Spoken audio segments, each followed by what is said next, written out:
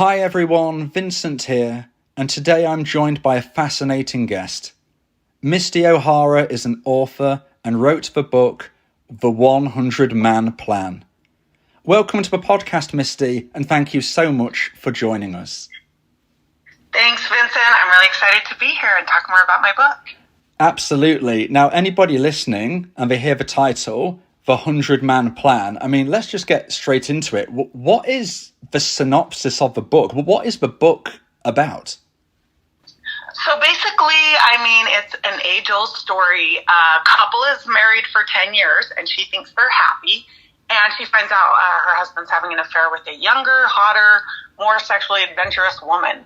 And when they're splitting up, he tells her, "You're not sexy, you're a prude." And she kind of just wants to prove him wrong. So she decides she's going to go out and have sex with 100 men. And she actually does it. And there's over 100 chapters in the book because every chapter is a different man. And it's great. Now, that is topical for anybody listening. I'm sure people may be aware that there are, I think, more than one adult entertainer, if that's the category we'll put them in, who have very recently been publicized for sleeping with, I think, hundreds or more men. And there is a debate about whether this is empowering or whether this is disgraceful. And I think your book is likely to tap into this concept. So just for anybody listening, just to confirm, this is a fictional book. However, there is a fascinating story attached. So, please everybody keep listening because, Misty, it would be great if you could explain to us how you got to write this book. And if you don't mind talking us through your own relationship, dating and journey kind of in this realm, shall we say? Yes. So this is the most fascinating story. I love telling it. There's such a backstory to it. So I absolutely did not sleep with 100 men. This is purely fictional. And which is, it's not to say I wouldn't. So what happened is in 2013, my mom got ALS and she actually passed away. And it really wrecked our family. Pretty much all my siblings, we all went off the deep end, a lot of bad things. Most of my siblings ended up getting divorced. My oldest brother committed suicide on Mother's Day, by the way. It just really wrecked our family. And my husband and I had been monogamous for 19 years. We were very happy, monogamous, everything was good. But when my mom passed away, I couldn't think of anything horrible enough to do. I just wanted to act out. And I went to my husband and I said, "I'm going to go have sex with 100 men. And he just kind of was like, "What?" And he just basically, he's the greatest guy in the world. He said to me, "Baby, you do whatever you need to do to get through this, but just take me with you." And he is the greatest guy in the world because any other man would have, filed for divorce, kicked me out, had kind of a fit. But he's great. And he said, "I know you're going through things. Just do what you need to do." Later, he also told me, "I know you're not going to sleep with 100 men. You're so picky." So he kind of thought it was funny, but he definitely supported me. So I set out to try to go sleep with 100 men and found out really quickly that I am very picky. And I am not that type of girl. More power to girls who can do that, but I need the relationship. So I actually started dating, and I found a man who I wanted him to be my boyfriend. And so I basically just said to my husband, "How about if I just sleep with this man 100 times? And not 100 men, and then I'm actually going to write a book about it." So that helped me with my healing, and I decided to write this book, and I decided that actually writing a book about sleeping with 100 men is way more fascinating than actual real life. So that's my story. That's how it happened. Kind of cool that I was able to write it and use my imagination. Wow. So for everybody listening there, just to kind of break that down, although Misty didn't sleep with 100 men, it was actually her initial plan to do so. She spoke to her husband, and although he then said afterwards, "Well, I didn't think you'd really do it," he did seem supportive. So I think the first thing to ask is, was there any signs or clues in your relationship to that point that might be something that either you were interested in or he was interested in? And is there or has there ever been a cuckold dynamic to your relationship? Yeah, not at all. We were raised LDS. We were raised in the Mormon church here in Utah, and we had only slept with each other. At this point, we both got married when we were 19. I have I'm pretty sure I've been polyamorous my entire life. I've been a giant flirt. I'm all talk, mostly. But I was kind of all talk, and I flirt with a lot of men, and that's just my personality. And so, my husband and I are very monogamous with each other. I do have a very high sex drive, and I think that, he was fine with that, and he catered to me. So I never really did go, I never really had to go and look. Maybe like some other women would, whose husband maybe don't give in to them as much as mine did. He's great. He's fantastic. But I think that what you're saying, there wasn't really any signs.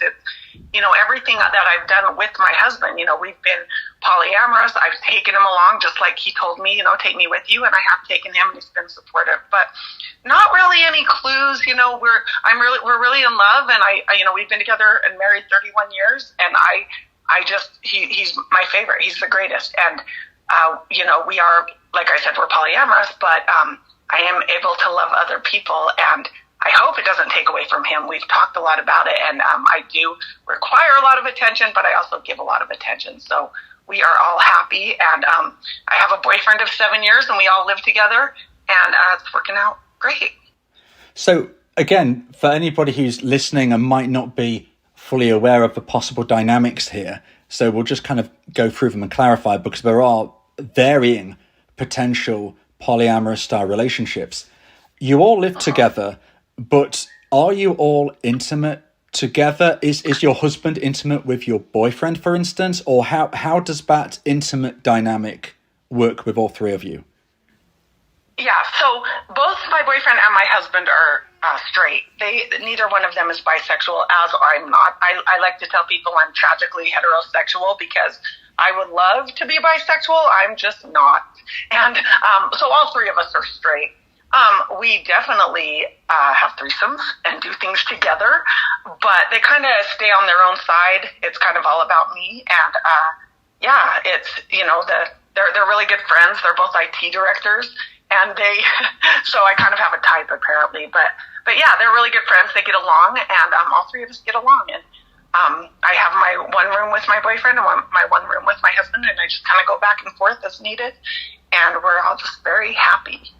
I mean, that sounds an ideal situation for yourself. So, lots of questions here. I'll kind of save them as I think of them, going back a little bit as well. Were you surprised that your husband took it so well? Did you have clues or signs in your relationship that you thought he would be kind of cool with this type of concept? Or how did you think he would react in comparison to how he did react? Right. So to be honest, at the time, this sounds really selfish, but I didn't really care. I was mourning my mom. I was just kind of numb. At that point, I didn't really care. I mean, I basically was like, this is me, take it or leave it. And I was a little concerned, what would happen, but I really just didn't care. I was dealing with other things, and, he's so great. We have such a great relationship that I hoped that he would be okay with it. But I mean, there wasn't really, I kind of just told him, and he kind of reacted the way he did. And he's always been really sweet and really supportive. So I think maybe deep down I knew he would stay with me. And that's why I told him. I didn't just start sleeping with 100 men without telling him, because that's another thing I could have done. Is just kind of went out and did that without telling him. But we do have a close relationship, so I am glad that I told him. And I probably knew he would be okay with it just because he is supportive and loving, and he does love me unconditionally, which is fantastic. Yeah, it sounds like it went, as smoothly as it could possibly have gone. Another question before we kind of move forward with the story and everything is, do you know in your own mindset why you believe that the grief you went through triggered this feeling of, right, I don't care what my husband says. I don't care if this is the end of my marriage. I want to do this. I'm going to do this. Why do you believe in your own mind and your own heart? Why do you believe that all of that trauma triggered this sexual awakening in you? Right, yeah. I think just I've been such a good girl my whole life, only been with my husband. I was raised in a church where we're not allowed to smoke or drink or alcohol or drink coffee, or basically, you can't do a lot of things. So I think basically I was kind of rebelling. My mom was gone, and I I wasn't really going to do what anyone told me. I kind of was being a brat about it. And I think that, I was trying to think of the worst thing I could do. And probably the sexual aspect of that is the worst thing that you can do, especially if you're married to someone. At that point, we've been married 19 years, and we had been monogamous to each other. So I think I was just trying to think of the most horrible thing I could do. And that was available to me. I didn't really know anyone who had drugs, or, I could have went out and drank some alcohol, but I don't really like the taste. So I think the sex part was probably the last, or the final thing that I knew I could do and I could control. And I was already a flirt, and I knew a lot of people. So it was fairly easy. Yeah, I mean, obviously, with you all living together now, it can't be a secret. But was there a point during this process where it was a secret, or was it out in the open to friends, family? I don't know if you have children. Who knew about this from the beginning? Obviously, everybody must know now. Yes. So I call it being out of the closet. It's like when people are gay and they have to come out of the closet. I call it being out of the closet, where, everyone knows. So in the beginning, we do have 3 children. Our children are grown now. They're all in their 20s and moved out. In the beginning, nobody knew, except my very close friends and my sister. And we didn't tell many people. Like I said, my children didn't know. I didn't really want them, it's really none of their business. They're teenagers. I'm not going to explain to them who mommy's having sex with. But they didn't really know in the beginning. We actually waited until my youngest daughter was 21, and then we ended up telling them, and they were fine with it. But mostly, close friends and family knew, but not a lot of people knew. I ended up, a couple of years ago, my boyfriend really was, he wanted to post pictures of us on social media. And that's when we decided we're just going to come out with it. I also did not want people thinking that I was cheating on my husband, because I go out on dates with my boyfriend. We'd see people in public.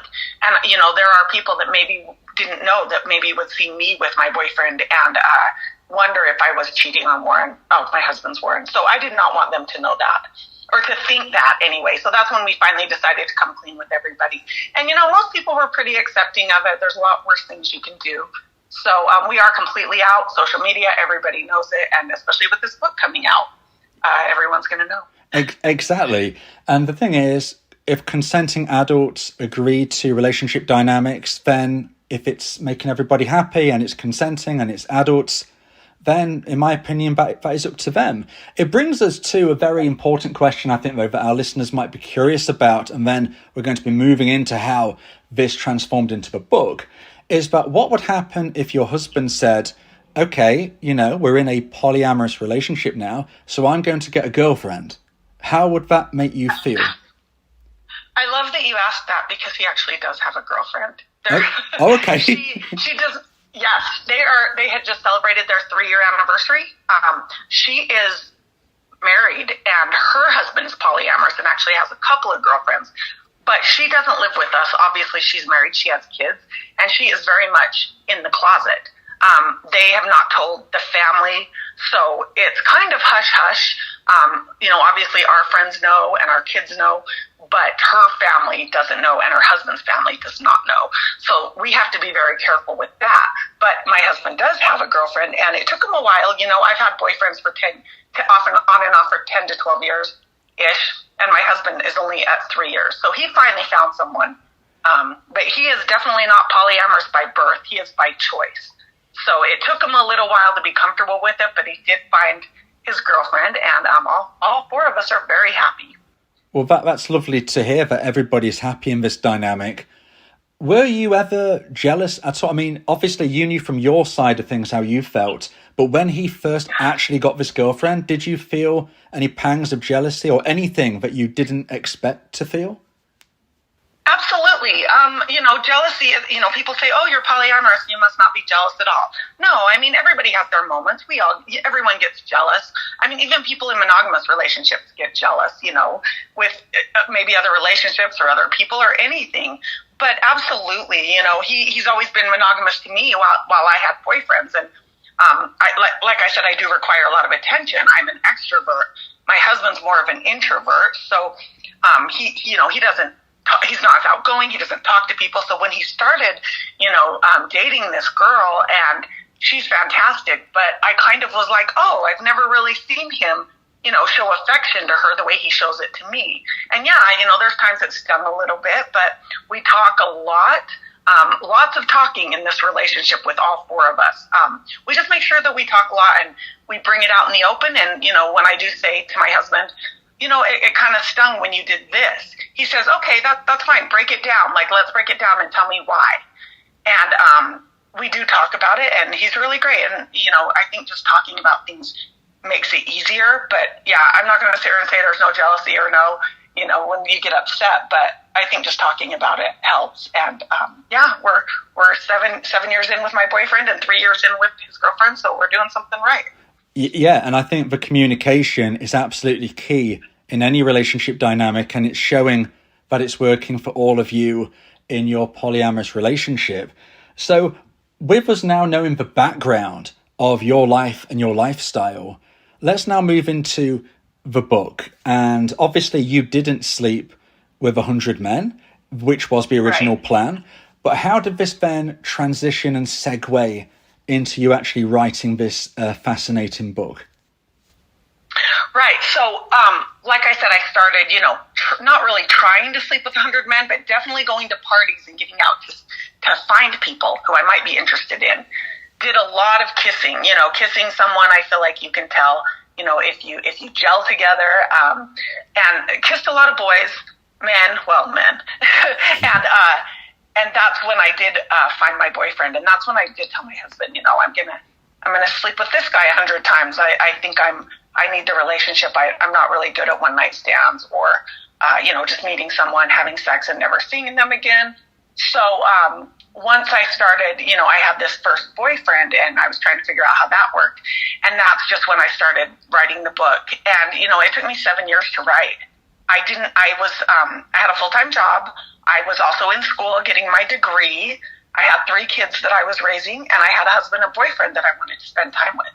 So my spare time, I didn't have that much spare time, but I just kind of sat down and wrote whenever I felt sad or whenever I had a good idea or when I just had spare time. And it did take me 7 years, but it was really healing for me. Like I said, I kind of just wrote as needed, and I didn't feel like I was on any deadlines, and that really helped with my creativity as well. And with you writing over such a long period of time, your own mindset is going to evolve. We all grow and change and evolve in different ways over time. So I imagine the place you were at when you started was probably quite a different place to when you finally got towards the end. So there would be growth seen within the book. And also a great question I think to ask here is, within these 100 fictional men, are there elements of your reality that are put into that story? And also, how much is the main female character based on yourself? Yeah, I obviously there's a lot of the men are based on my husband, my boyfriends, guys I've been with, and some of my friends' stories. Things that I've heard from friends. But definitely, one of the chapters in the book is based on my boyfriend and our first sexual experience together.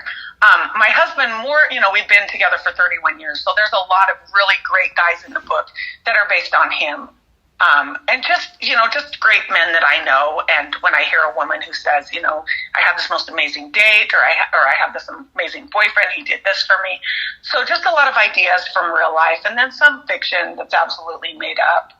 But changing, the way that when I started writing, what you asked me about, how I was in the beginning as opposed to the end, I was I was almost really prudy in the beginning and vanilla. And, the woman, when I had her sleep with the men, she didn't really do as many things as what she should have been doing.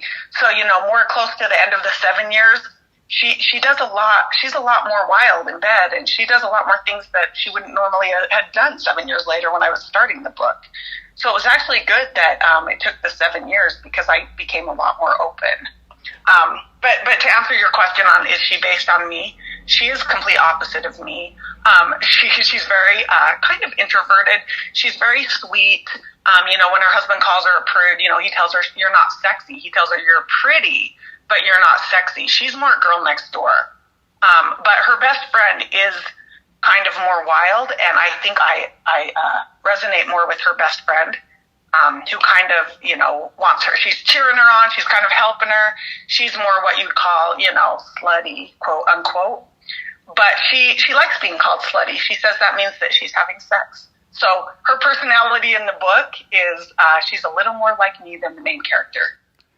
It's really interesting to hear you describe all of this, because it shows, like you said, with the growth, almost like the character grew with you as an author, with your own confidence. And I'm guessing from what you've said, you never went back. You didn't kind of think, right, now I'm more confident, I'm going to go back to, man number 1, 2, and 3 and make that more wild. From what I can gather, you kept that more tame, perhaps, and therefore there is a progression in the female character, just as you grew in confidence as an author. Yes, she absolutely grew and became, she became better at just doing things for herself. But yes, definitely in the beginning, the early chapters, she's a little more prudy, but calm, but trying to find herself. Whereas by some of the end chapters, she ends up having a three-way with a man and a woman. She would never do that in the first couple of chapters. She does some sex in public, and that she would never do in the beginning. So yes, she absolutely grew. I'm so proud of her. She's amazing. And she found herself in the 100 Men. Yeah, and the thing is, it's not just you growing as an author, I guess, from when you was writing it. You were growing in your own intimate experiences, behind the scenes during those 7 years. So although it is fictional, there is a real strong thread of reality. For anybody who might want to read this book, it's not just pure fantasy from your head. There is, I think, quite a strong base of reality within it. Right, and it really makes me appreciate men so much, because, men get a bad rap, and, women are always saying there's these horrible men out there, and, they're just not happy with guys they're trying to date, or men in general. And, there's a couple of men in here that aren't so nice in this book, but there are a lot of really sweet, really nice men. And I think that looking at each of these men, men are they're as vulnerable as us, and men want to find the right woman as well as women want to find the right men. And I just think that, men get a bad rap, but in my book, there's a lot of really sweet men. And I just really like it. And it has made me appreciate men more and try to dig when I talk to a man, try to dig and see, what his vulnerability is, and kind of talk to him and get to know him. But I think that women will really like reading this book, and they'll hold out hope that there's a man out there that will be like the men in my book. Yeah, and the thing is, I know you've just said women out there who will read your book, but I actually think there's men out there who would probably be interested as well. Right. I think it will resonate with different people in different ways. Who would you say is the stereotypical person this is aimed at, or is it broad? Do you think different people will get different things from it?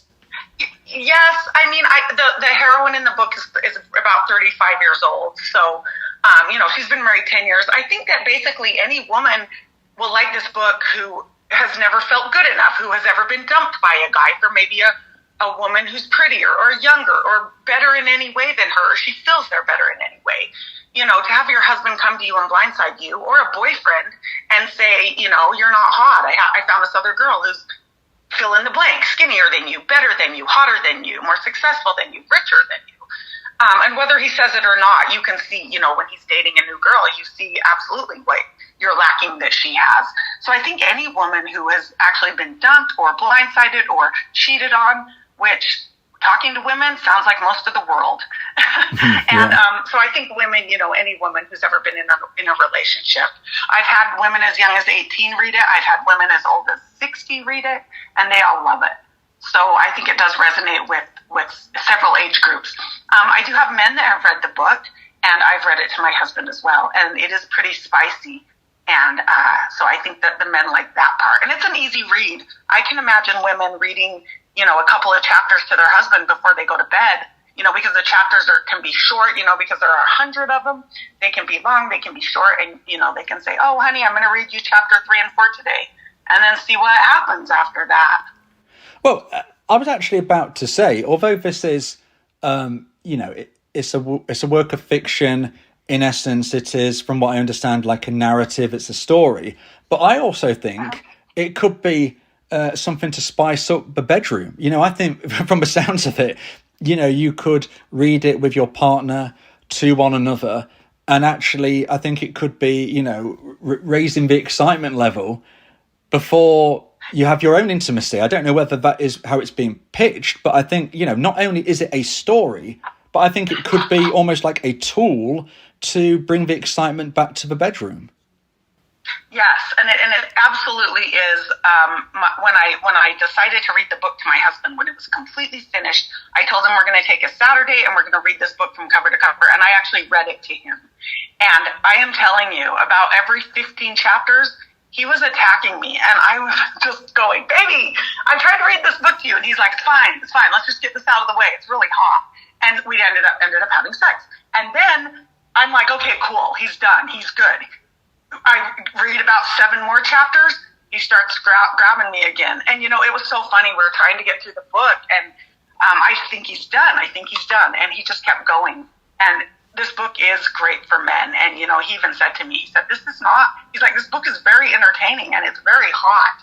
And I really like how you read it. So I'm hoping that women will be able to read it to their husbands, and they'll be able to get through it as a couple. Yeah, definitely. I mean, we're recording this in the autumn or the fall, if you're in the Americas. But what I would say is, anybody listening to this in kind of January, February time, this could be a perfect Valentine's Day gift, I think as well. Right. So anybody listening to this a few months after we've uploaded it, I think it could be a really interesting and unique Valentine's gift, because it's got the story, but it's also got the spice. It's fictional, but it's based, on a fair bit of reality. So it has that buzz and that excitement about it. And without giving, too much away, we don't want to give away the secrets.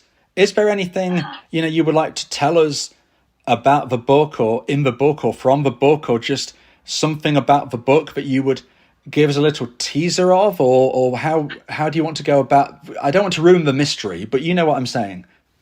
Right. I mean, what I love about the book is, and my agent said this to me when he read the book. He said, I love that you toe the line, but you don't make it cringy. And I've read a lot of romantic books where the sex is very, very cringy to me. And I'm not a prude. But sometimes when I'm reading the book, it's kind of like you can only talk about, throbbing purple penis. I'm so sorry. But to me, when they just talk about that over and over, and you're just going, I need to just get past this. Can we get back to the relationship? So my agent did say to me that I, toe the line. I don't go too far. I kind of toe the line and pull back. And I kind of let people imagine it. But I still, explain what's going on. And there's still some pretty good dirty parts in the book, but it doesn't cringe too much. I mean, at least I hope it doesn't for people. And I think that it's really kind of an easy read, because it's also, there's nothing really negative in it. I don't think it's going to trigger anybody. I've read some books that, especially dealing with sex, that they can go into, people, as far as some men getting too aggressive, or, women have to kind of pull back, and maybe this would trigger someone. My book has a lot of positive messages. There's nothing really, I think, that's going to trigger someone who's had sexual trauma. It's just kind of a light, easy read, and it's really funny as well. I think it's hilarious. They say, what kind of book is your book? I like to call it cliterature, because to me, that kind of describes it for women, and it's hilarious cliterature. That's what I call it. It sounds really, really good. I mean, so anybody who wants to read this, wants to buy it, wants to get their hands on it, how do they do that? How do they get their hands on your book?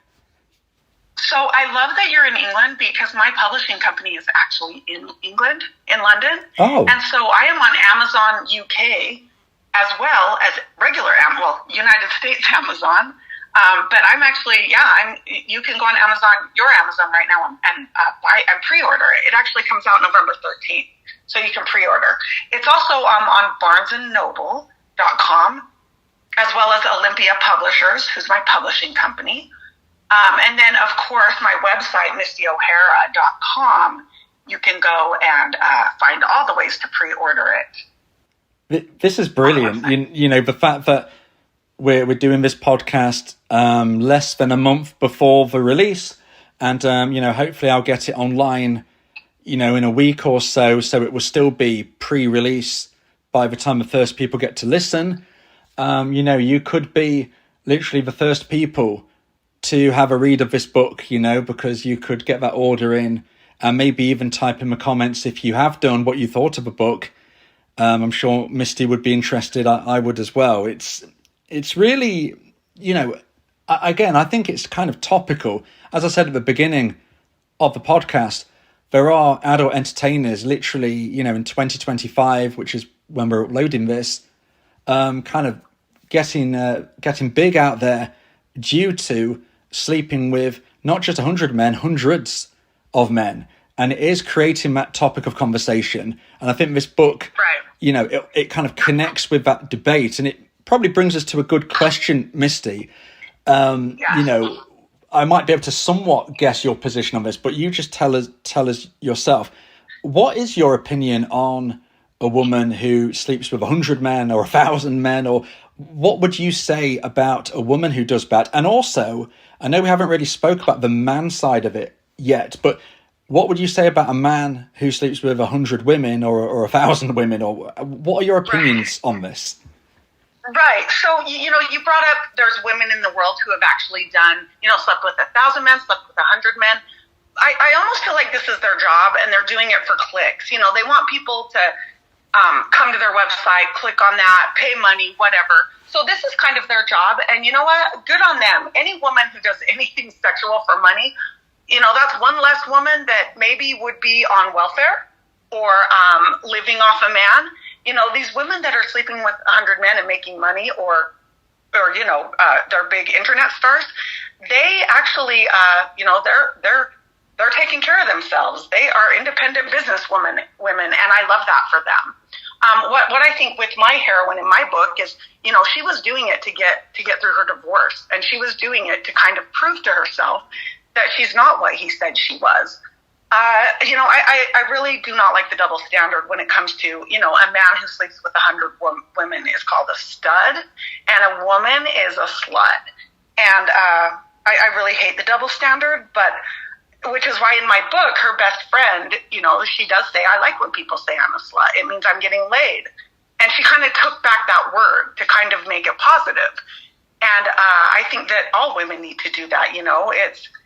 I want that double standard to go away. It probably never will, but if a woman wants to sleep with 100 men to get through whatever they're going through, they should, you know, or even if they just want to. They don't have to be going through anything.